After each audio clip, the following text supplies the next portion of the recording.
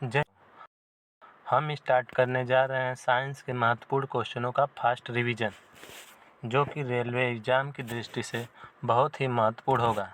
जैसे NTPC, ALP, technician, group D के लिए महत्वपूर्ण होगा। चलिए स्टार्ट करते हैं।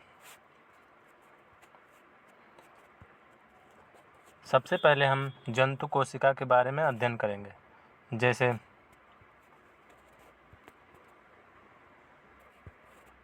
जैसे हो जाएगा कोशिका झिल्ली, लाइसोसोम, राइबोसोम, माइटोकॉन्ड्रिया, अंतःप्रातः जालिका, केंद्रक, गोल्गी बॉडी, कोशिका झिल्ली। चलिए इसके बारे में हम अध्ययन करेंगे। चलिए स्टार्ट करते हैं। हमारा पहला क्वेश्चन हो जाएगा, कोशिका के अध्ययन को क्या कहते हैं? Mycology, cytology, phycology, entomology. Right answer हो जाएगा साइटोलॉजी। कोशिका के अध्ययन को साइटोलॉजी कहते हैं। चलिए अगले क्वेश्चन की तरफ चलते हैं। अगला क्वेश्चन है, कोशिका की खोज 1665 में पहली बार किसने किया था? रॉबर्ट हुक ने, ल्यूवेनहॉक ने, रॉबर्ट ब्राउन ने, रुडोल्फ विर्चो ने। राइट आंसर हो जाएगा हमारा रॉबर्ट हुक ने। चलिए देखिए, रॉबर्ट हुक ने 1665 में कोशिका की खोज की थी। इन्होंने कार के एक पतले टुकड़े का अध्ययन करते हुए इन्होंने पाया कि इनका आकार मधुमक्खी के छत्ते जैसे छोटे छोटे कमरे की तरह दिखाई दिया, जिन्हें इन्होंने कोशिका नाम दिया। चलिए अगले क्वेश्चन की तरफ चलते हैं। अगला क्वेश्चन है, कोशिका में सबसे बड़ा भाग किसका होता है? माइटोकॉन्ड्रिया का, कोशिका द्रव्य का, लाइसोसोम का, केंद्रक का। राइट आंसर हो जाएगा कोशिका द्रव्य का। चलिए देखिए, कोशिका में उपस्थित तरल भाग को कोशिका द्रव्य कहते हैं। चलिए अगले क्वेश्चन की तरफ चलते हैं। अगला क्वेश्चन हमारा, मस्तिष्क, कोशिका का मस्तिष्क किसे कहा जाता है? गोल्गी बॉडी, केंद्रक, अंतःप्रातः जालिका, माइटोकॉन्ड्रिया। राइट आंसर हो जाएगा केंद्रक को कहा जाता है। चलिए अगले क्वेश्चन की तरफ चलते हैं। देखिए, केंद्रक कोशिका का सबसे बड़ा अंग होता है। केंद्रक के बाहर दोहरी झिल्ली पाई जाती है। इसकी बाहरी झिल्ली छिद्रायुक्त होती है। चलिए अगले क्वेश्चन की तरफ चलते हैं। अगला क्वेश्चन हमारा, कोशिका के कोशिकांग में गोल्गी बॉडी का क्या कार्य होता है? प्रोटीन का निर्माण, कोशिका का नियंत्रण, कोशिका में पाचन, पैकेजिंग और परिवहन। राइट आंसर हो जाएगा पैकेजिंग और परिवहन। चलिए अगले क्वेश्चन की तरफ बढ़ते हैं। अगला क्वेश्चन है हमारा, देखिए गोल्गी बॉडी की आकृति ट्यूबाकार होती है। इसका कार्य क्या होता है?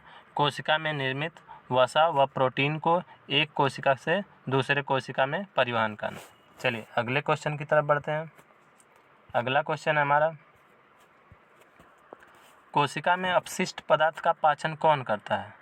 Lysosome, mitochondria, ribosome, लवक।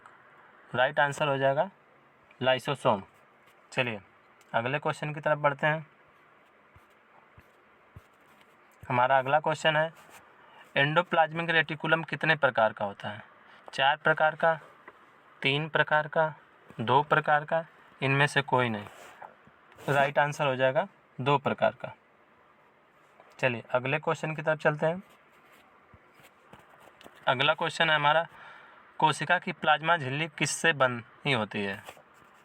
प्रोटीन से, लिपिड से, सेलुलोज से, प्रोटीन से।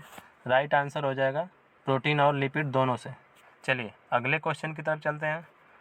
हमारा अगला क्वेश्चन है, केंद्रक के चारों ओर डैश परत का एक स्तर होता है जिसे केंद्रक झिल्ली कहते हैं। इकहरे, दोहरे, तिहरे, शून्य। राइट आंसर हो जाएगा दोहरे परत की झिल्ली होती है। चलिए अगले क्वेश्चन की तरफ चलते हैं।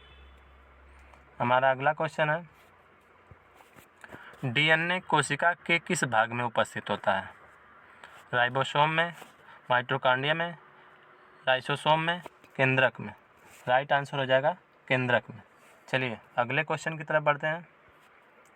अगला क्वेश्चन हमारा, कोशिका का जीव द्रव्य किससे बनता है? कोशिका द्रव्य, केंद्रक द्रव्य, कोशिका द्रव्य और केंद्रक द्रव्य दोनों से, इनमें से कोई नहीं। राइट आंसर हो जाएगा कोशिका द्रव्य और केंद्रक द्रव्य दोनों से। चलिए अगले क्वेश्चन की तरफ बढ़ते हैं। अगला क्वेश्चन है, रफ एंडोप्लाज्मिक रेटिकुलम सूक्ष्मदर्शी से देखने पर खुरदुरी दिखाई पड़ती है, क्यों? वसा की उपस्थिति के कारण, राइबोसोम की उपस्थिति के कारण, इसको ज़्यादा फैलाने से, इनमें से एक से अधिक। राइट आंसर हो जाएगा राइबोसोम की उपस्थिति के कारण। चलिए थोड़ा देख लेते हैं इसके बारे में। देखिए एंडोप्लाज्मिक रेटिकुलम दो प्रकार का होता है। रफ एंडोप्लाज्मिक रेटिकुलम जो कि प्रोटीन का निर्माण करता है, स्मूथ एंडोप्लाज्मिक रेटिकुलम जो कि वसा का निर्माण करता है। रफ एंडोप्लाज्मिक रेटिकुलम के ऊपर राइबोसोम के रफ एंडोप्लाज्मिक रेटिकुलम के ऊपर राइबोसोम होता है, इसलिए यह खुरदुरा दिखाई पड़ता है। चलिए अगले क्वेश्चन की तरफ बढ़ते हैं। अगला क्वेश्चन हमारा, कोशिका के अंदर केंद्रक की खोज 1831 में किसने की थी? स्लाइडन एम स्वान ने, पुरकिंजे ने, रॉबर्ट ब्राउन ने, ल्यूवेनहॉक ने। राइट आंसर हो जाएगा रॉबर्ट ब्राउन ने। चलिए इनके बारे में थोड़ा जान लेते हैं। देखिए इन्होंने यह खोज आर्किड और अन्य पौधों की कोशिकाओं का अध्ययन करते समय की। इन्होंने देखा कि कोशिकाओं के अंदर एक अपारदर्शी क्षेत्र है जिसे इन्होंने न्यूक्लियस नाम दिया। चलिए अगले क्वेश्चन की तरफ चलते हैं।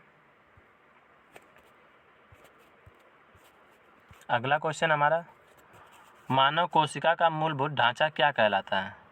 न्यूक्लियस, साइटोप्लाज्म, कोशिका झिल्ली, माइटोकॉन्ड्रिया। राइट आंसर हो जाएगा कोशिका झिल्ली। चलिए अगले क्वेश्चन की तरफ चलते हैं। अगला क्वेश्चन हमारा, कोशिका का पावर हाउस किसे कहते हैं? न्यूक्लियस को, माइटोकॉन्ड्रिया को, राइबोसोम को, गोल्गी बॉडी को। राइट आंसर हो जाएगा माइटोकॉन्ड्रिया को। चलिए अगले क्वेश्चन की तरफ चलते हैं। चलिए आइए हम माइटोकॉन्ड्रिया के बारे में थोड़ा जान लेते हैं। माइटोकॉन्ड्रिया की खोज 1857 में अल्बर्ट वान कोलिकर ने किया था। बाद में चलकर 1890 में रिचर्ड ऑल्टमैन ने इसे बायोब्लास्ट नाम दिया। 1898 में कार्ल बेंडा ने इसे माइटोकॉन्ड्रिया नाम दिया। चलिए अगले क्वेश्चन की तरफ चलते हैं। अगला क्वेश्चन है, मानव में आनुवांशिक सामग्री कहाँ संग्रहित होती है? साइटोप्लाज्म में, न्यूक्लियस में, लाइसोसोम में, एंडोप्लाज्मिक रेटिकुलम में। राइट आंसर हो जाएगा न्यूक्लियस में। राइट आंसर हो जाएगा हमारा न्यूक्लियस। चलिए अगले क्वेश्चन की तरफ चलते हैं। अगला क्वेश्चन है, किस वैज्ञानिक ने 1839 में कोशिका में स्थित तरल जैविक पदार्थ को जीव द्रव्य नाम दिया?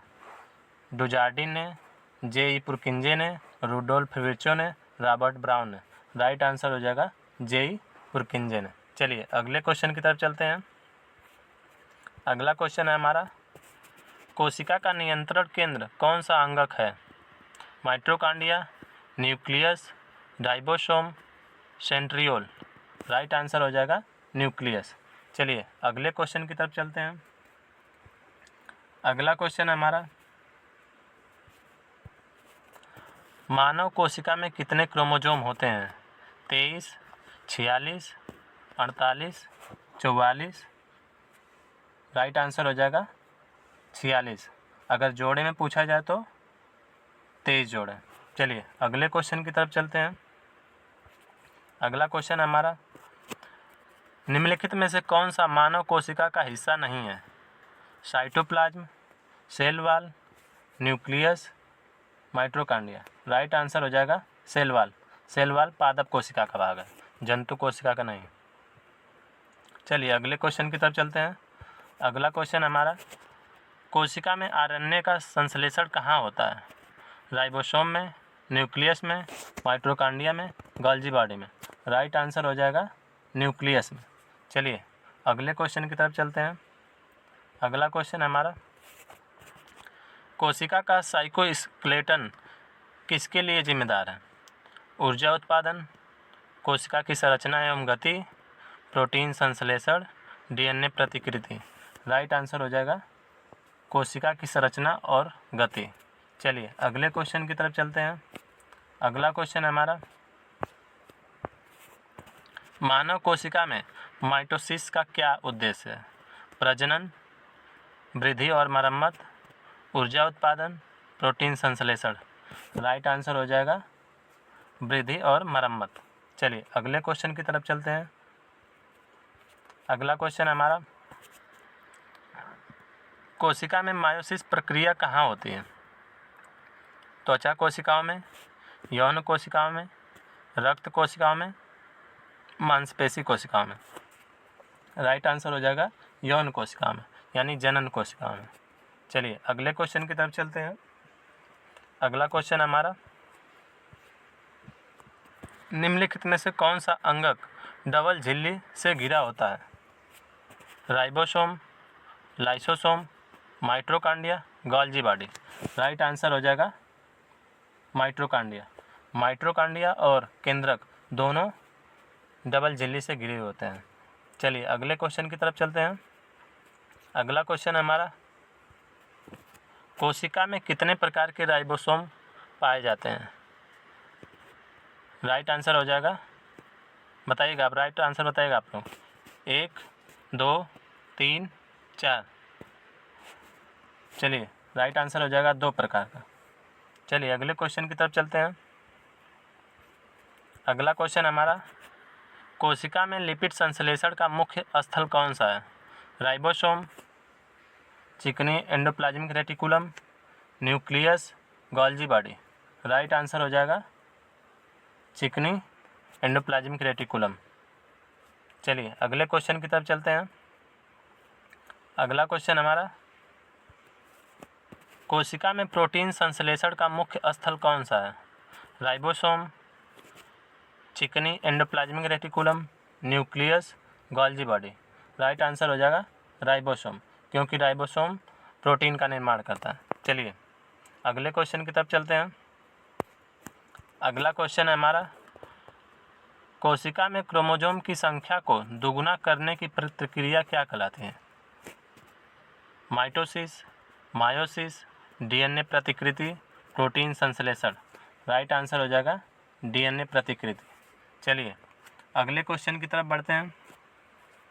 अगला क्वेश्चन है हमारा, निम्नलिखित में से कौन सा कोशिका का हिस्सा नहीं है? Cytoplasm, nucleus, plasma, mitochondria. Right answer हो जाएगा प्लाज्मा, क्योंकि प्लाज्मा रक्त का भाग है। चलिए अगले क्वेश्चन की तरफ चलते हैं। अगला क्वेश्चन हमारा, कोशिका में सेंट्रियोल की संख्या सामान्यतः कितनी होती है? 1, 2, 3, 4। राइट आंसर हो जाएगा 2। थोड़ा इसके बारे में जान लेते हैं। सेंट्रियोल मुख्य रूप से 2 प्रकार के होते हैं, विशिष्ट और असामान्य। विशिष्ट सेंट्रियोल में माइक्रोट्यूबल्स होते हैं, जबकि असामान्य सेंट्रियोल में माइक्रोट्यूबल्स के बजाय अन्य संरचनाएं होती हैं। चलिए अगले क्वेश्चन की तरफ चलते हैं। अगला क्वेश्चन हमारा, कोशिका में न्यूक्लियोलस का मुख्य कार्य क्या है? प्रोटीन संश्लेषण, राइबोसोमल आरएनए का निर्माण, ऊर्जा उत्पादन, लिपिड संश्लेषण। राइट आंसर हो जाएगा राइबोसोमल आरएनए का निर्माण। चलिए अगले क्वेश्चन की तरफ चलते हैं। अगला क्वेश्चन हमारा, कोशिका में पैराक्सीसोम का क्या कार्य है?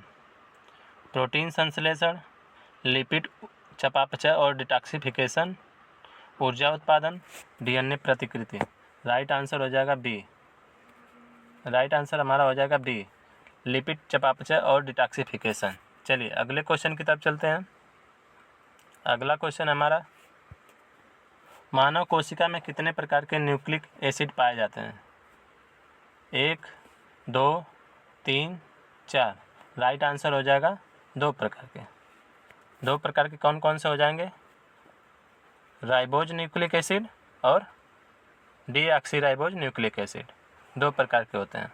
चलिए अगले क्वेश्चन की तरफ चलते हैं। अगला क्वेश्चन हमारा,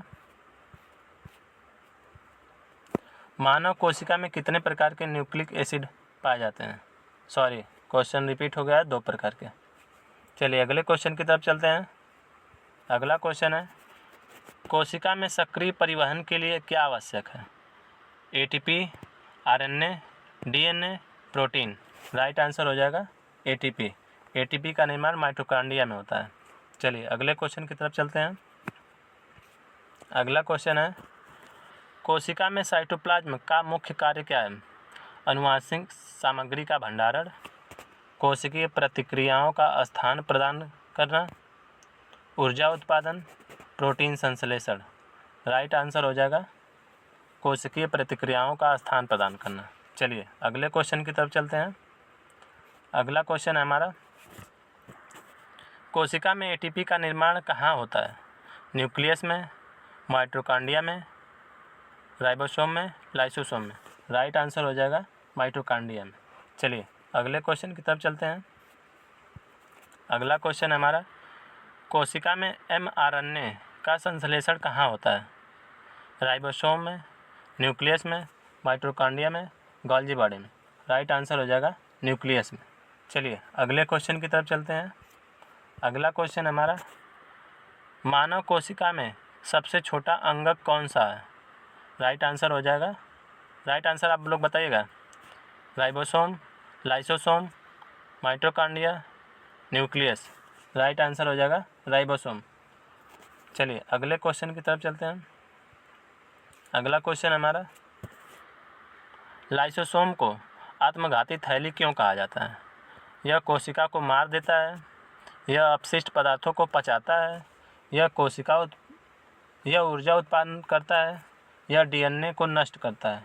राइट आंसर हो जाएगा बी, यह अपशिष्ट पदार्थों को पचाता है। चलिए अगले क्वेश्चन की तरफ चलते हैं। अगला क्वेश्चन हमारा, माइटोकॉन्ड्रिया में स्वयं का क्या होता है?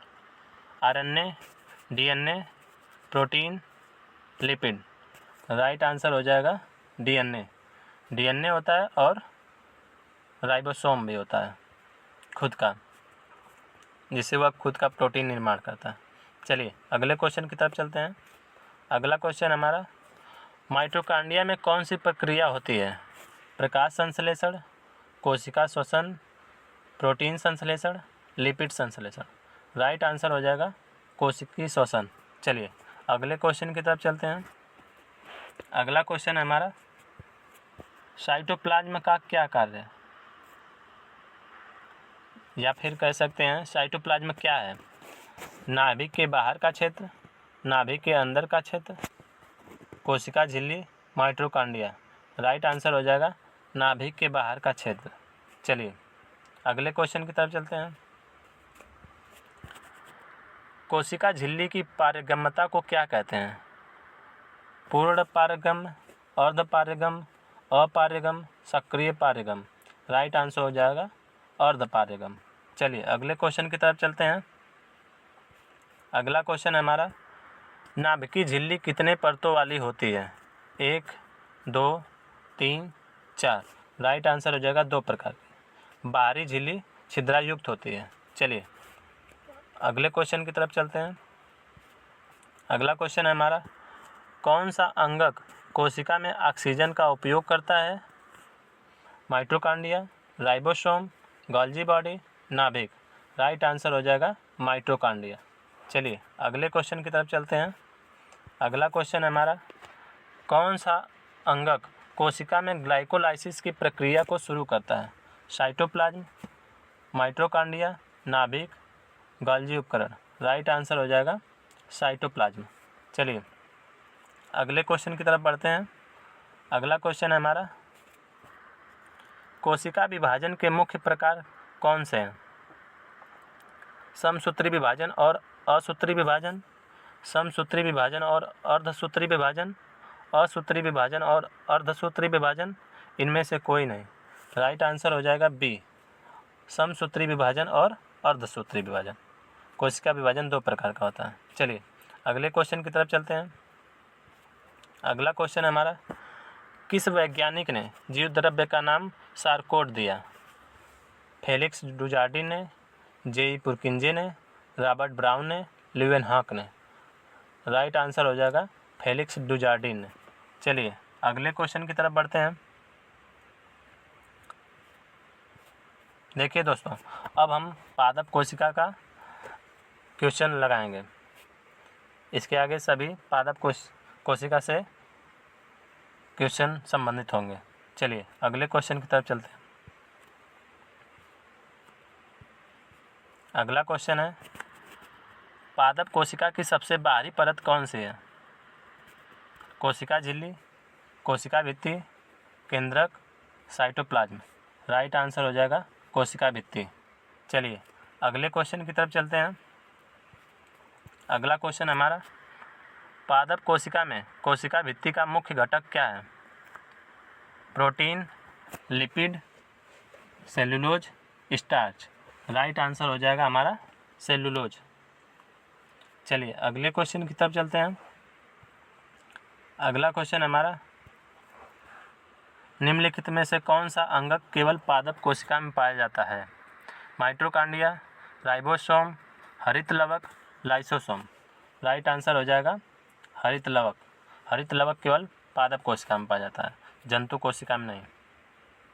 चलिए अगले क्वेश्चन की तरफ चलते हैं। अगला क्वेश्चन है हमारा, पादप कोशिका में प्रकाश संश्लेषण का स्थान कौन सा है? माइटोकॉन्ड्रिया, हरित लवक, ribosome, golgi body. Right answer हो जाएगा हरित लवक। राइट आंसर हो जाएगा हरित लवक। चलिए अगले क्वेश्चन की तरफ चलते हैं। अगला क्वेश्चन हमारा, हरित लवक में क्लोरोफिल कहाँ पाया जाता है? स्ट्रोमा में, थैलोकाइट झिल्ली में, बाहरी झिल्ली में, अंतर झिल्ली स्थान में। राइट आंसर हो जाएगा थैलोकाइट झिल्ली में। देखिए क्लोरोफिल थैलोकाइट की झिल्लियों में मौजूद होता है, जहां प्रकाश निर्भर अभिक्रियाएं होती हैं। चलिए अगले क्वेश्चन की तरफ चलते हैं। अगला क्वेश्चन है हमारा, पादप कोशिका में रसदानी का क्या कार्य है? प्रोटीन संश्लेषण, पदार्थों का भंडारण और अपशिष्ट पदार्थ निपटान, ऊर्जा उत्पादन, डीएनए प्रतिकृति। राइट आंसर हो जाएगा पदार्थों का भंडारण और अपशिष्ट निपटान। चलिए अगले क्वेश्चन की तरफ चलते हैं। अगला क्वेश्चन है हमारा, पादप कोशिका में रसदानी का आकार कैसा होता है? बहुत छोटा होता है, मध्यम होता है, बहुत बड़ा होता है, अनुपस्थित होता है। राइट आंसर हो जाएगा बहुत बड़ा होता है। चलिए अगले क्वेश्चन की तरफ चलते हैं। अगला क्वेश्चन है हमारा, निम्नलिखित में से कौन सा पादप कोशिका में अनुपस्थित होता है? कोशिका भित्ति, सेंट्रियोल, हरित लवक, रसधानी। राइट आंसर हो जाएगा सेंट्रियोल। चलिए अगले क्वेश्चन की तरफ बढ़ते हैं। अगला क्वेश्चन हमारा, पादप कोशिका में कोशिका भित्ति का क्या कार्य है?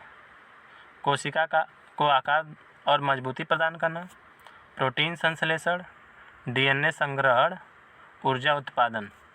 राइट आंसर हो जाएगा कोशिका को आकार और मजबूती प्रदान करना। चलिए अगले क्वेश्चन की तरफ चलते हैं। अगला क्वेश्चन हमारा, पादप कोशिका में माइटोकॉन्ड्रिया का कार्य क्या है? प्रकाश संश्लेषण, श्वसन और ऊर्जा उत्पादन, प्रोटीन संश्लेषण, कोशिका विभाजन। राइट आंसर हो जाएगा श्वसन और ऊर्जा उत्पादन। चलिए अगले क्वेश्चन की तरफ चलते हैं। अगला क्वेश्चन हमारा, निम्नलिखित में से कौन सा पादप कोशिका में पाया जाता है लेकिन जंतु कोशिका में नहीं? माइटोकॉन्ड्रिया, राइबोसोम, कोशिका भित्ति, केंद्रक। राइट आंसर हो जाएगा कोशिका भित्ति। राइट आंसर हो जाएगा कोशिका भित्ति, क्योंकि कोशिका भित्ति पादप कोशिका में पाया जाता है, जंतु कोशिका में नहीं। चलिए अगले क्वेश्चन की तरफ चलते हैं। अगला क्वेश्चन है हमारा, हरित लवक में स्ट्रोमा का क्या कार्य है?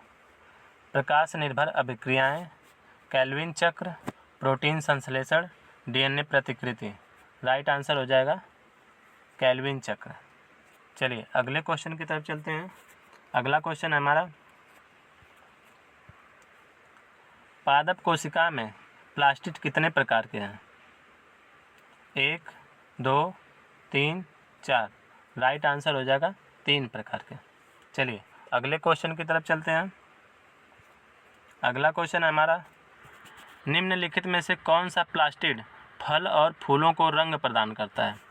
हरित लवक, chloroplast, leucoplast, mitochondria. Right answer हो जाएगा क्लोरोप्लास्ट। चलिए अगले क्वेश्चन की तरफ बढ़ते हैं हम। अगला क्वेश्चन हमारा, पादप कोशिका में ल्यूकोप्लास्ट का कार्य क्या है? प्रकाश संश्लेषण, रंग प्रदान करना, पदार्थों का भंडारण, ऊर्जा उत्पादन। राइट आंसर हो जाएगा सी, पदार्थों का भंडारण। चलिए अगले क्वेश्चन की तरफ चलते हैं हम। अगला क्वेश्चन हमारा, पादप कोशिका में कोशिका झिल्ली किससे बनी होती है? सेलुलोज से, लिपिड प्रोटीन परत, पेक्टिन की, स्टार्च की। राइट आंसर हो जाएगा लिपिड और प्रोटीन परत। चलिए अगले क्वेश्चन की तरफ चलते हैं हम। अगला क्वेश्चन है हमारा, पादप कोशिका में केंद्रक का मुख्य कार्य क्या है? ऊर्जा उत्पादन, आनुवांशिक सामग्री का भंडारण, प्रोटीन संश्लेषण, प्रकाश संश्लेषण। राइट आंसर हो जाएगा आनुवांशिक सामग्री का भंडारण। चलिए अगले क्वेश्चन की तरफ बढ़ते हैं हम। अगला क्वेश्चन हमारा, पादप कोशिका में राइबोसोम कहाँ पाए जाते हैं? केवल साइटोप्लाज्म में, केवल रसदानी में, साइटोप्लाज्म और रुखरी अंतःप्रदब जालिका पर, केवल माइटोकॉन्ड्रिया में। राइट आंसर हो जाएगा साइटोप्लाज्म और रुखरी अंतःप्रदबी जालिका पर। चलिए अगले क्वेश्चन की तरफ बढ़ते हैं हम। अगला क्वेश्चन हमारा, गाल्जी उपकरण का मुख्य कार्य क्या है? प्रोटीन संश्लेषण, पदार्थों का संशोधन और पैकेजिंग, ऊर्जा उत्पादन, कोशिका विभाजन। राइट आंसर हो जाएगा पदार्थों का संशोधन और पैकेजिंग। चलिए अगले क्वेश्चन की तरफ बढ़ते हैं हम। अगला क्वेश्चन हमारा, पादप कोशिका में अंतर्द्रवी जालिका का क्या कार्य है? प्रकाश संश्लेषण, प्रोटीन और लिपिड संश्लेषण, डीएनए प्रतिकृति, अपशिष्ट निपटान। राइट आंसर हो जाएगा प्रोटीन और लिपिड संश्लेषण। चलिए अगले क्वेश्चन की तरफ बढ़ते हैं। अगला क्वेश्चन है हमारा, पादप कोशिका में पैराक्सीसोम का क्या कार्य है? प्रोटीन संश्लेषण, फैटी एसिड का ऑक्सीकरण, प्रकाश संश्लेषण, डीएनए प्रतिकृति।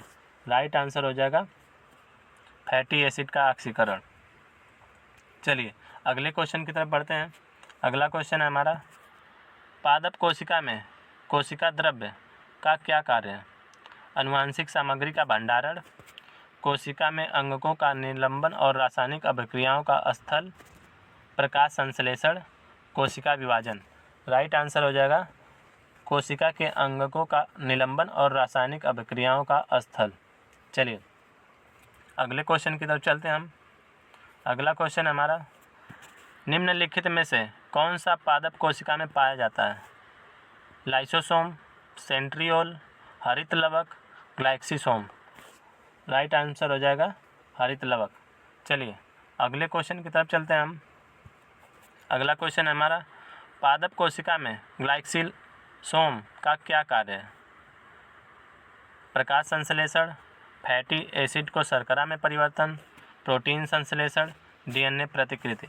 राइट आंसर हो जाएगा फैटी एसिड को शर्करा में परिवर्तन। चलिए अगले क्वेश्चन की तरफ चलते हैं। अगला क्वेश्चन हमारा, पादप कोशिका में कोशिका भित्ति कितने प्रकार की होती है? 1 प्रकार की, 2 प्रकार की, 3 प्रकार की, 4 प्रकार की। राइट आंसर हो जाएगा 2 प्रकार की। एक होती है प्राथमिक, एक होती है द्वितीयक। चलिए अगले क्वेश्चन की तरफ चलते हैं हम। अगला क्वेश्चन है हमारा, प्राथमिक कोशिका भित्ति का निर्माण कब होता है? कोशिका विभाजन के बाद, कोशिका परिपक्व होने के बाद, कोशिका मृत होने पर, कोशिका विभाजन से पहले। राइट आंसर हो जाएगा कोशिका विभाजन के बाद। देखिए कोशिका विभाजन के बाद प्राथमिक कोशिका भित्ति कोशिका विभाजन के बाद बनती है, जो लचीली होती है। चलिए अगले क्वेश्चन की तरफ चलते हैं। अगला क्वेश्चन हमारा, द्वितीयक कोशिका भित्ति में क्या अतिरिक्त पदार्थ होता है? Cellulose, lignin, protein, starch. Right answer हो जाएगा लिग्निन। देखिए द्वितीयक कोशिका भित्ति में लिग्निन जमा होता है, जो इसे कठोर और मजबूत बनाता है।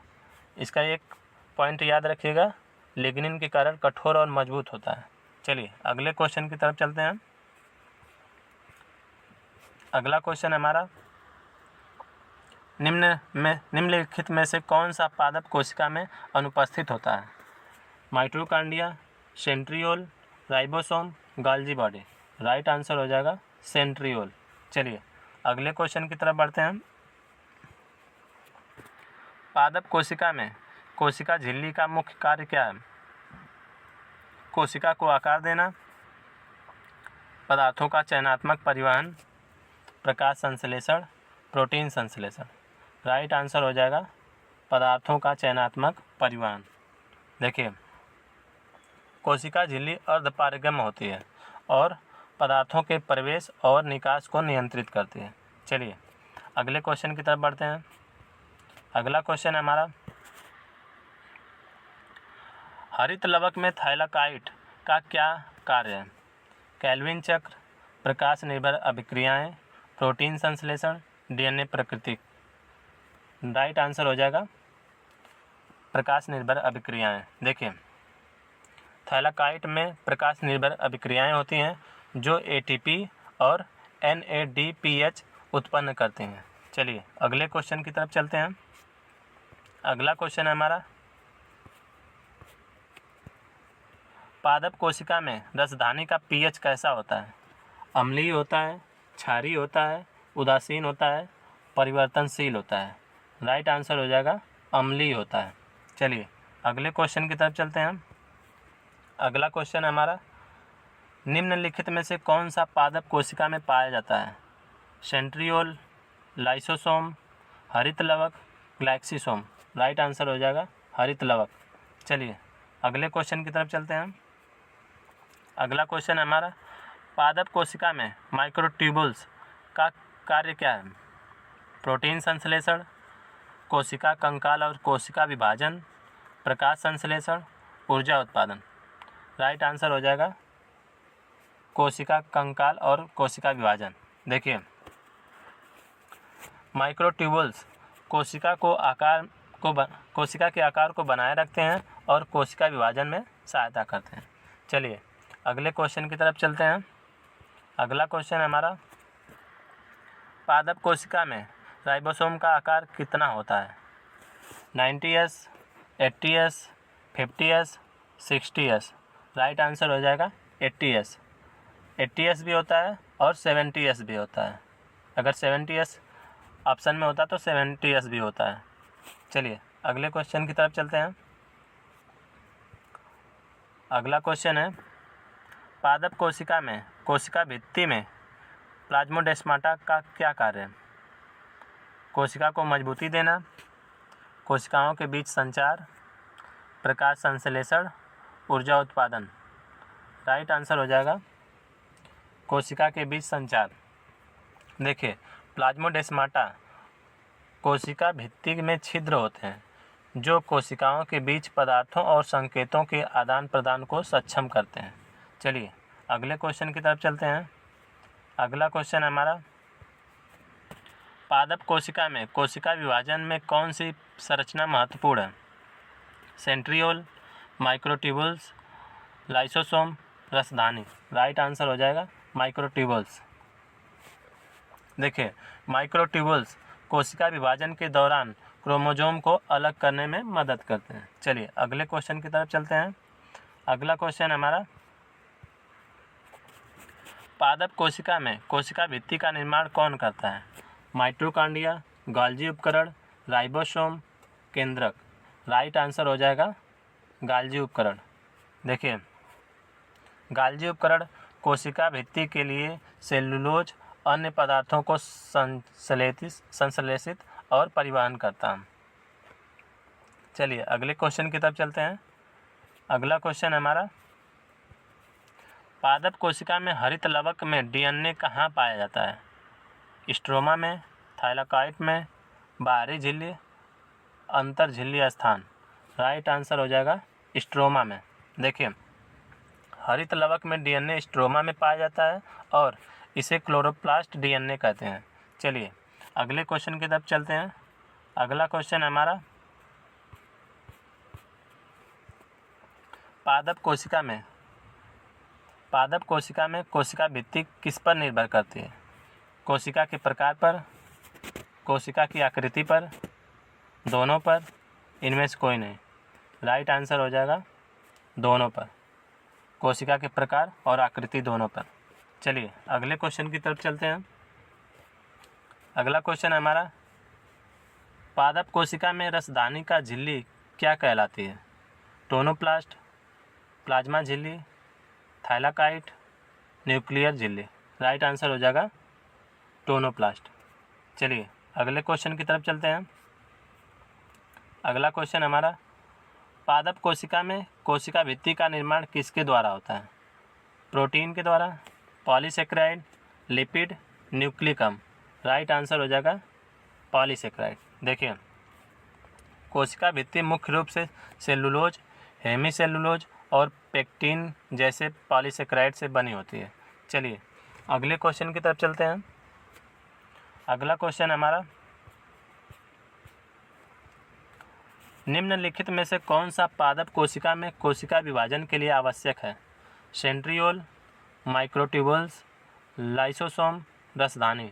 राइट आंसर हो जाएगा माइक्रोट्यूबुल्स।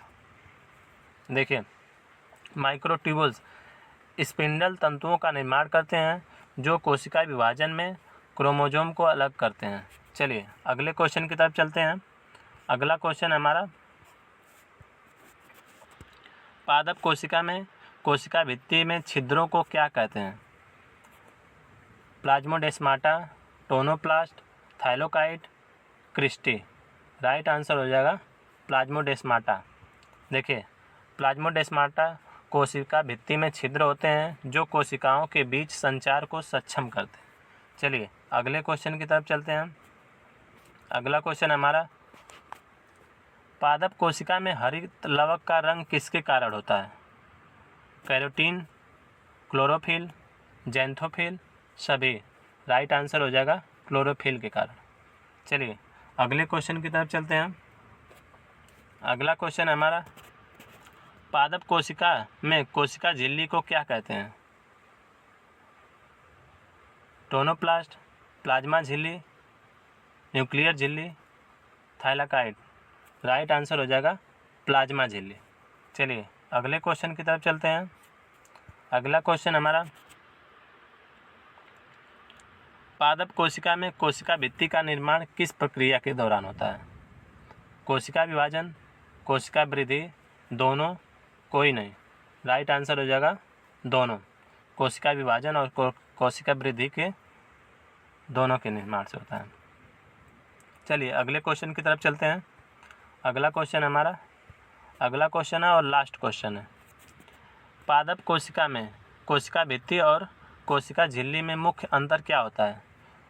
कोशिका भित्ति जीवित होती है, कोशिका झिल्ली मृत। अगला, कोशिका भित्ति मृत होती है, कोशिका झिल्ली जीवित, दोनों जीवित होती है, दोनों मृत होती है। राइट आंसर हो जाएगा कोशिका भित्ति मृत होती है, कोशिका झिल्ली जीवित। चलिए देखिए दोस्तों, क्वेश्चन हमारे समाप्त हुए। अगर अच्छा लगे तो शेयर करिएगा। चलिए जय हिंद दोस्तों।